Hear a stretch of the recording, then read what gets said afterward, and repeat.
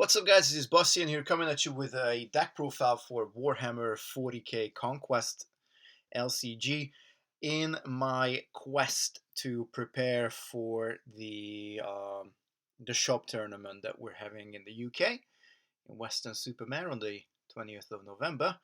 I kind of just want to go through a deck that I've built. Um,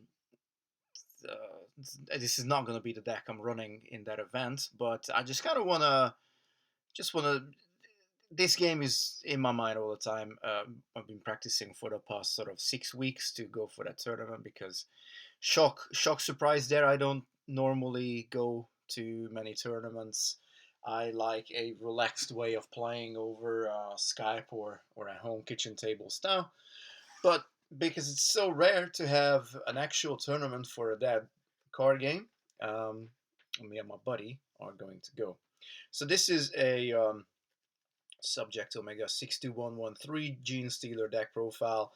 Um, for those of you who play, this is a deck that uses all of the official sets. We don't have any Polka or Black Crusade stuff in here. So without any further ado, let's jump in. Our Warlord is, as I said, subject Omega. It's a Genestealer, and it has a very cool ability. Usually, my play style tends to go with Warlords that have a like a kind of like a continuous, not like a continuous effect, but like a horizontal effect. So obviously, he will be able to give each Genestealer ambush that are deployed. Can be deployed with ambush to infested planets. That's really big. Obviously, you want to work hard to make sure that you get planets infested. So that is one of the main considerations I took in to building this deck. So I got 11 cards that allow me to infest. I think 11. Yeah, I think so. It's 11. And of course, we also want to maximize kind of like the good Genestealer cards. And we kind of want to win with assassinating the Warlord. We do have a bit of a command game, but we're a little bit more into mid-range realistically. So it's probably going to be one of those decks where you kind of just have to sacrifice the first planet and then go from there. Ideally, you want to maybe win a few planets. That's always good for the battle ability, but predominantly we're trying to assassinate the Warlord with ambush. The synapse unit I chose is the Blazing Zone Thorpe. It's 1/4 with one command hammer. And after the combat phase begins, deal 1 damage to a target army unit at this planet. If the planet is infested, deal 2 damage instead. So my idea was to, because we're not really good with command, the Zothorpe allows us to do a bit of a cleanup. It can get rid of quite a lot of the usual command 2-hammer command guys. So he can just go out to the first planet, or go out with subject Omega. So we're forcing a battle, and then be able to actually snipe maybe a command unit, or sometimes if our opponent maybe runs something that's important for their engine, then that 2 damage can be quite useful. So we're running these 2 guys. What's cool about subject Omega that even when he's bloody, he's still a 2 attack, but we don't necessarily want him to. So we're kind of trying to protect Omega until at least sort of when we manage to at least bloody our opponent's Warlord. Once our opponent's Warlord bloodied, hopefully we have enough units out to just be able to go after them. And as the planets start to shrink, that will also potentially give us an opportunity. That, of course, taking into mind, we are actually being able to take some planets ourselves. So let's start with events. Don't know why that's the order, but I'm gonna start with events either way. So first of all, I'm running 2 Predation. I tried the deck without them, and I realized that it's good to have predation. Uh, it's kind of slightly the reason why I don't like this card is because it's kind of like a dead card in like your opening hand, and that's why I only run two. But to be able to infest an adjacent planet to an infested planet for free is really cool. Again, if it's in your opening hand, at least you got that one shield with predation. So it's kind of silly not to have any copies in the deck, but I also don't think it's a 3 of, for the reasons said above. We're running two signature events for Omega. Gene Implantation. I think this is a fantastic card.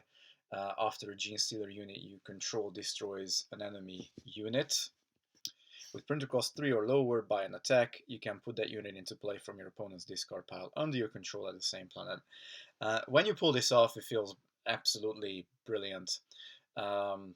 It's just a good card. I think the strength of just for one being able to get an army unit, even if it doesn't do anything for, even if it's like a faction specific card, it can still be good, and it can, potentially you can take like a big sort of imagine if you take like an Eldar survivalist, and now all of a sudden, if this was like planet 3 or 4, you might start to generate just more value for yourself. I mean, it's worth just for that, but if you can take like a unit that can deal, decent chunks of damage, even better. I'm running 2 Dark Cunning cards, and I kind of wish it was 3, but I'm only really running one playset of Elite in the deck, and it's mostly in there to untap that guy. And I'm gonna come back to Dark Cunning, point out which card that is when we get there. But it's a good little event. Combat action, ready to target no Warlord unit you control, and if the unit's infested, you gain 1 resource. So in that case, obviously, it's basically going to be a 1-cost event, and being able to drop something in with an ambush, drop a Genestealer in with ambush, swing with it, and then go ahead and obviously make it stand up. That's one of the easiest ways to go ahead and bloody your opponent's Warlord, or straight up kill him. And our final 2 events, we're quite event short in this deck. We don't really need many of them, and unfortunately we do have to run a few extra supports as well.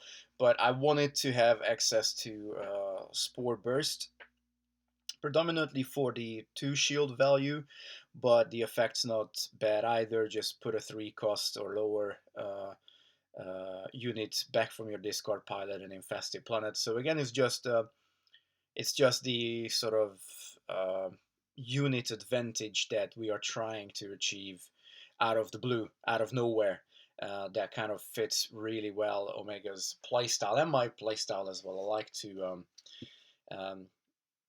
I like to kind of just come out of the blue and really surprise my opponent with all the extra stuff. So I'm not like big on the command game. I'm more like, you can have the command, and then I will come in and deal with you. So yeah, it's a good card. Not as good, of course, as or in my opinion, not as good as Gene Implantation, but kind of does something somewhat similar. Still getting army units from a graveyard. And the next, moving into army units, the next 3 cards may as well be also an event. It's a 1-cost Genestealer, a 2/2. Obviously, this is the eager recruit of an Omega style deck. Quite possibly even a little bit better with that 2 health.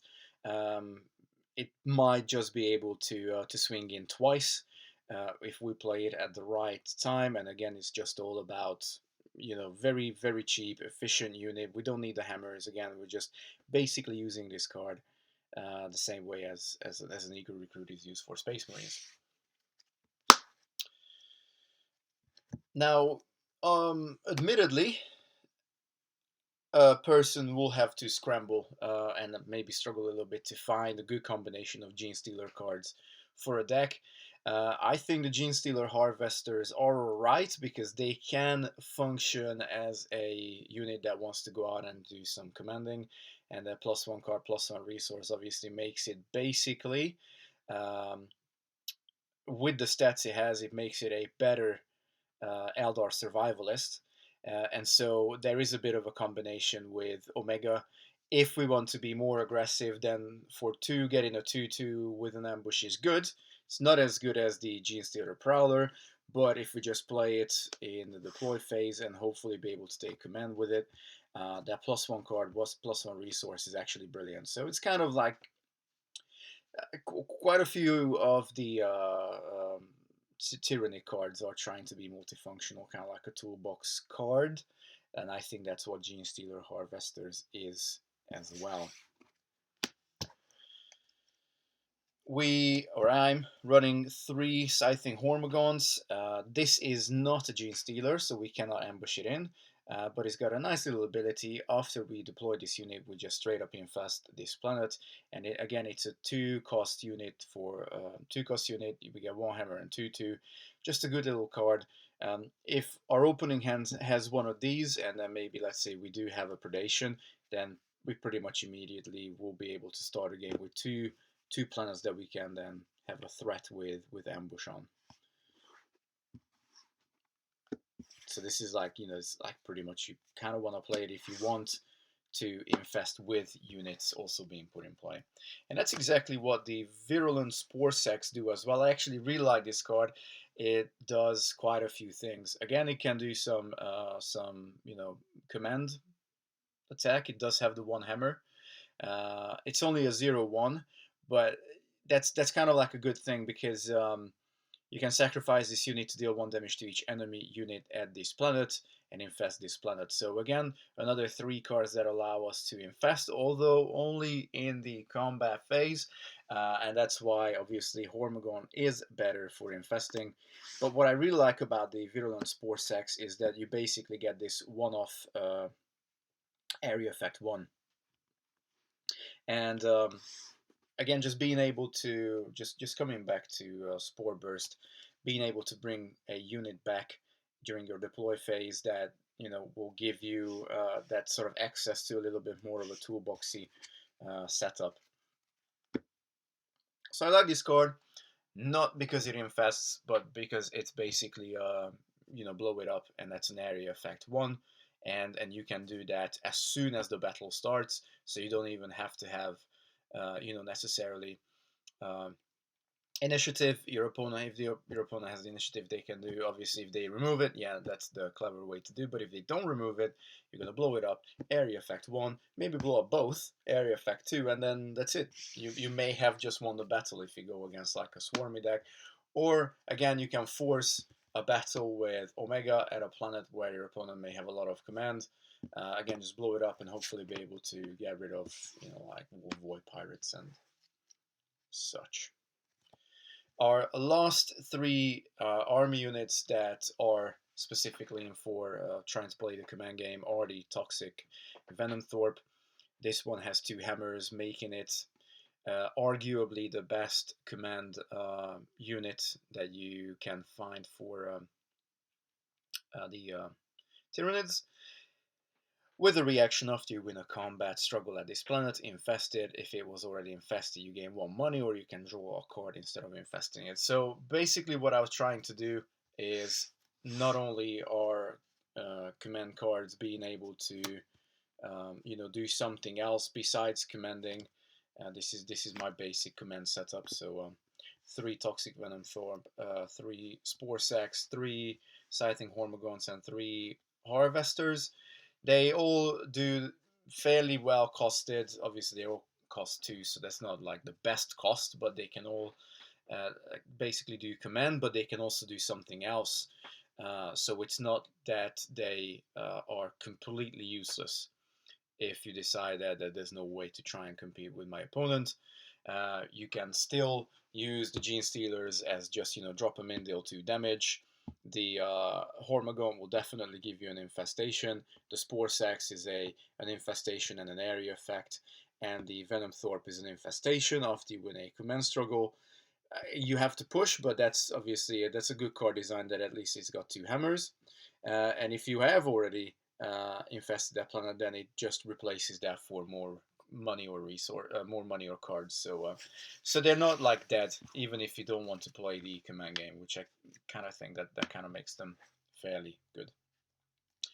Onto our 3-cost units, and this is really where the deck shifts gear. This is where we're going to look at, how we really going to deal with our opponent's strategy. So running 2 volatile Pyrovore, because it is arguably, I think definitely, one of the best army units for the not Genestealers, the Tyranids. Just a 3/3/4/3 with a hammer is good. That's like basic good stats. But with an interrupt, when this unit is destroyed by an attack, deal 3 damage to the attacker. And the attacker can be anybody. It doesn't say, it can be Warlord, it can be an army unit, it can be an elite, whatever. Synapse.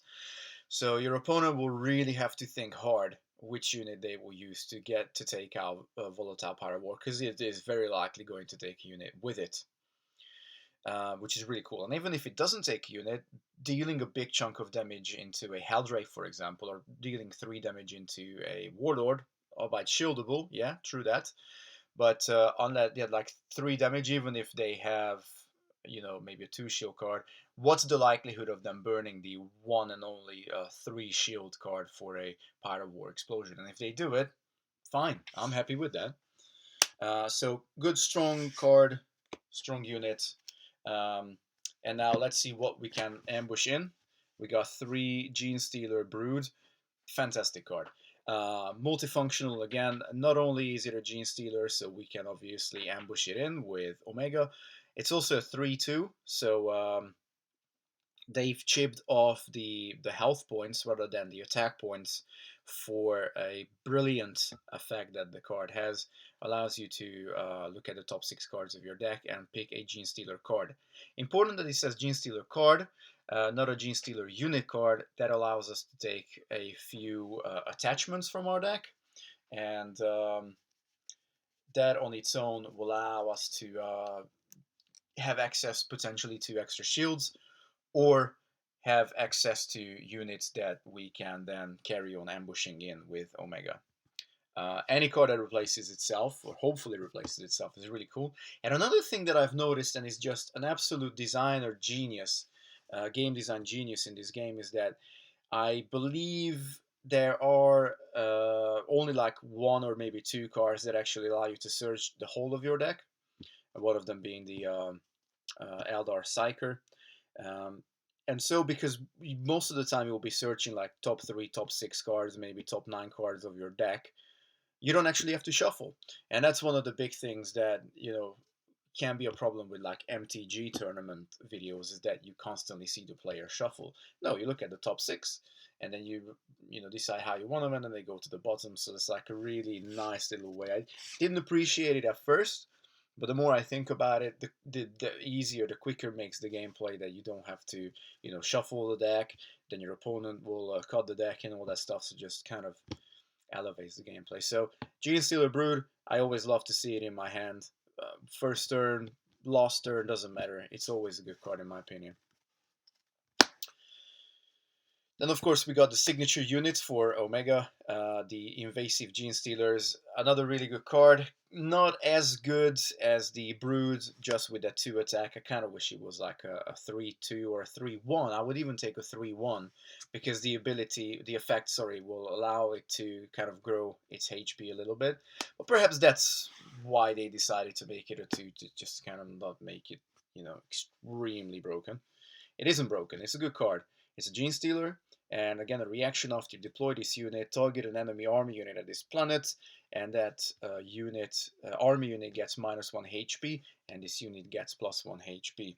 So if you play your cards right, that's one of the reasons why I like to run with Thorpe, is because if it's a 2 damage unit, a 2 health unit, you go out with the Thorpe, even if the planet isn't yet infested, you might blow up a spore sac, and then you are able to infest it, maybe deal another damage. When this guy comes in, the -1 HP cannot be shielded. So ideally you want to get the Genestealers out with ambush, and just make sure you definitely get rid of a unit that's on 1 health, an arm unit, of course. So that can be really big when it comes out of the blue again with the ambush effect that Omega can do. So um, definitely our gameplay is undecided in the deploy phase. We have quite a few opportunities to actually infest at the beginning of the combat phase, during the combat phase, and then be able to just come out, start to ambush.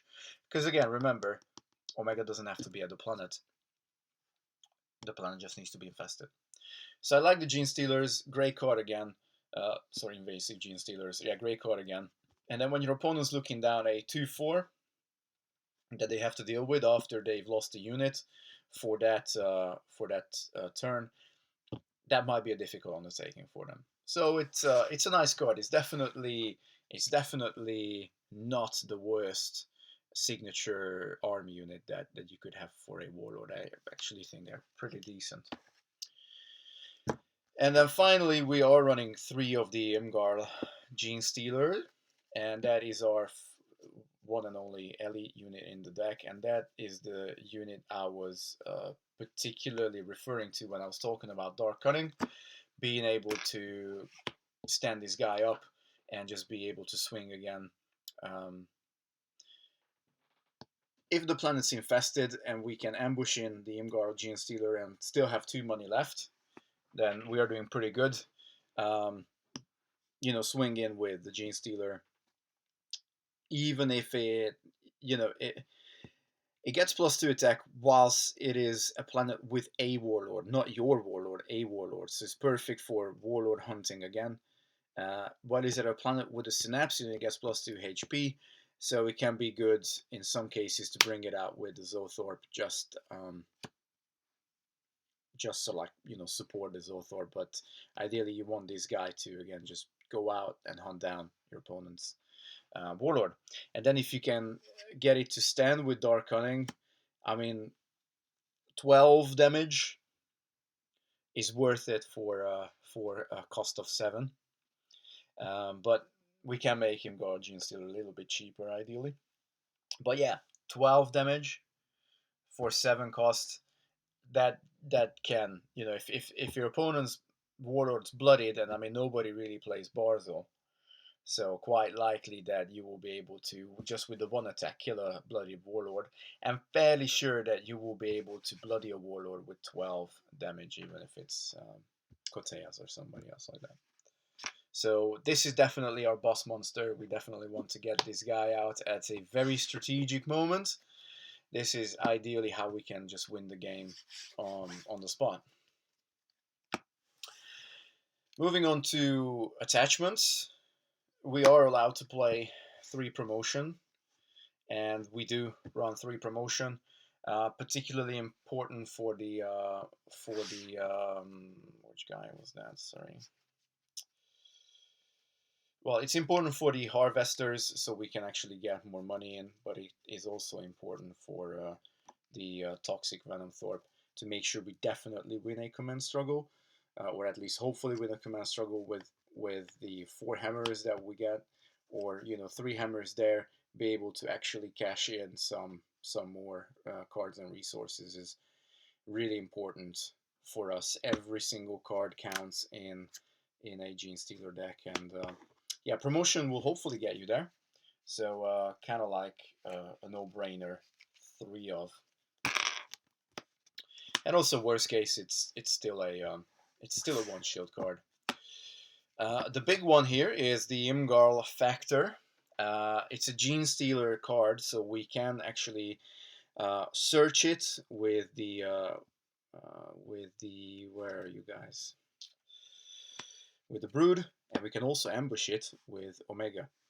And again, it's something that's useful for multiple reasons. The 2 shield value is good, but only for the 1 cost to be able to ambush in this attachment. Yeah, okay, you will have to pay 1 to either give +2 attack or +2 HP.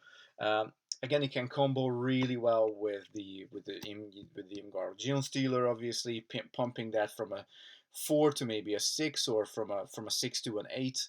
Again, that can be just a massive blowout for your opponent. Kind of costs the same, as being able to untap the Genestealer with Dark Cutting, because 1 for the attachment cost, 1 to activate the effect.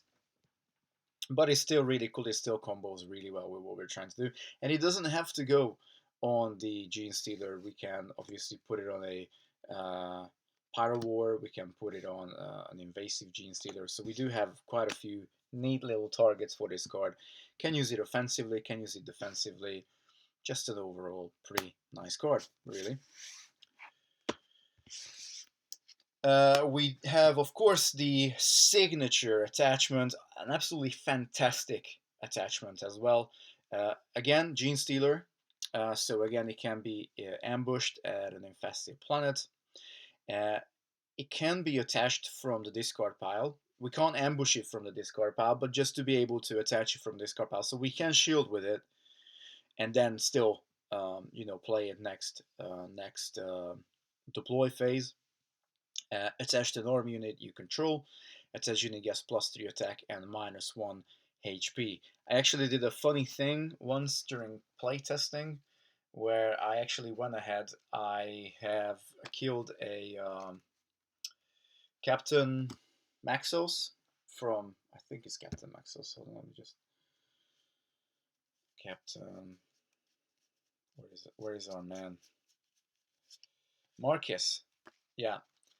I've gene implanted a Captain Marcus, brought it back to myself. It was already nice for the 2 hammers, but then next deploy phase I gave it lethal toxin sex, and I made this guy a 5/2 with 2 hammers. So it was really just a powerhouse.